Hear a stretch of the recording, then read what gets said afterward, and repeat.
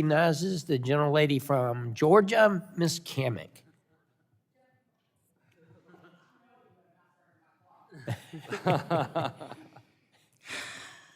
Hello, sir. I am the gentlelady from Florida, the great Florida Gators. And as you can tell, the chairman is a little bit salty that we just have better colors than he does.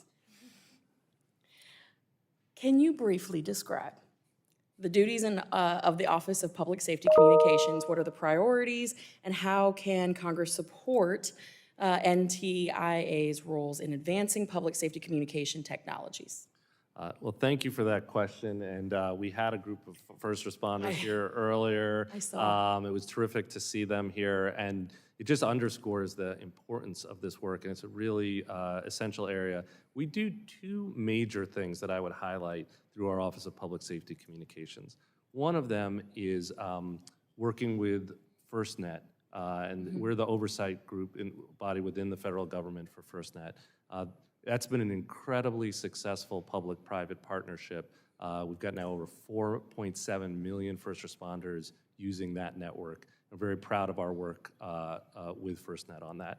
The second big area is around next generation 911 services and really investing in making sure that our, as I like to say, our first responders have the technology that they need to be really effective in supporting Americans in moments of emergency. I appreciate that. You know, my husband is a first responder.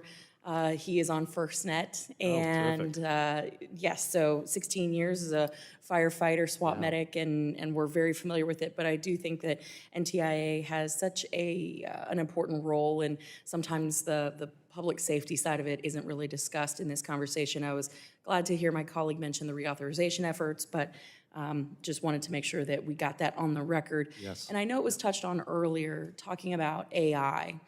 NTIA being one of the many agencies seeking input on responsible policy regarding AI. And I wanted to know, with this public policy request for comment period that you guys are in, what are some of the biggest challenges that you're going to be seeing or that you foresee as it relates to communications networks and AI?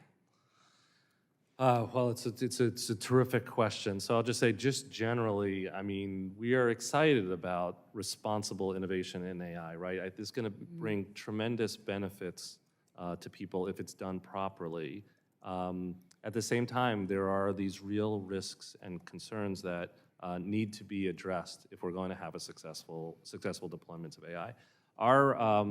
We're part of a broad federal effort to address the issues that are being raised by new AI technologies. Our part in particular is really focused on the policy side and what we can do to help make sure that AI systems are trustworthy, right? That they actually do what they say they're going to do. And it's a hard problem, and you think of it as almost like financial audits, right?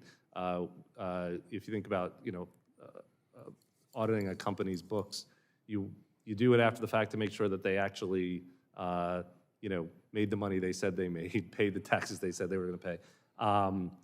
We want to make sure we can support the same kinds of systems for AI systems, and that's the idea behind our work. And I think it will be a big issue in communications networks generally, because we're going to see AI deployed widely to support communications and across the internet, and we want to make sure that it's being again deployed in a trustworthy way. Well, and you had mentioned this, from a telecommunications standpoint, what is the number one concern or risk that you see with the implementation or introduction of AI into those systems? Yeah. I think probably safety concerns will ultimately be a pretty big deal, although in the long run. In the short term, we do worry about bias, which we're seeing already right now against particular communities. Worry about privacy too, what data is being collected, what data is being used, and how it's being used. So those will be, I think you already see those things as short-term issues. Long-term, again, I think safety, security, and also job displacement. As we start to see more deployment, the question of whether, how that affects the jobs that Americans have, and whether we're making sure that there are good transition paths for people. So how, as you're crafting an AI policy, getting input on that AI policy, how are you developing the internet policy in conjunction with the concerns of AI and work across the, I don't want to use the word spectrums, it means something different to us, but across the spectrum with other agencies in this relevant space? Yeah, it's a great question. I know I'm almost out of time. I'll just say really quickly that we're closely coordinated with other agencies. This isn't just going to be an NTIA thing. Other parts of Commerce Department are very involved in thinking about risk, our colleagues at NIST, but really across the federal government in different vertical areas. I think you'll see from defense to employment, different agencies really taking a hard look at these things. We're trying to take an overarching look at trustworthiness, but we're working closely in the interagency process as well. And thank you for your interest and happy to talk more about it anytime. I appreciate it. Thank you so much. My time has expired, Mr. Chairman. The gentleman from Florida yields back.